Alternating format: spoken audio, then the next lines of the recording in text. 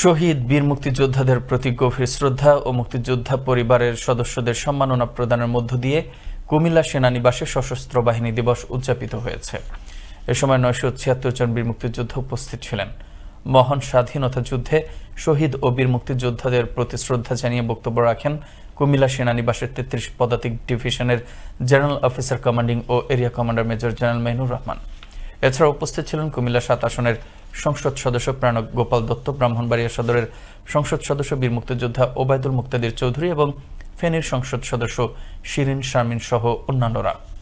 বর্তমান সরকারের নিবিড় তত্ত্বাবধানে সেনাবাহিনীর আধুনিকায়ন কল্পে ভিশন ২০৩০ বাস্তবায়ন চলমান রয়েছে।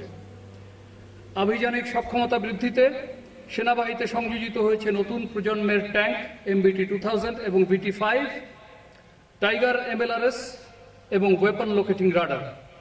নৌবাহিনীতেও সাবমেরিন সহ অত্যাধুনিক যুদ্ধজাহাজ যুক্ত হয়েছে এবং নৌবাহিনীকে ত্রিমাত্রিক বাহিনীতে রূপান্তরিত করা হয়েছে। বিমান বাহিনীতেও আধুনিক প্রযুক্তি সম্পন্ন যুদ্ধ বিমান এবং অস্ত্রশস্ত্র সংযুক্ত হয়েছে। কক্সবাজারে নবনির্মিত এয়ারবেস বিমান বাহিনীকে দিয়েছে নতুন মাত্রা।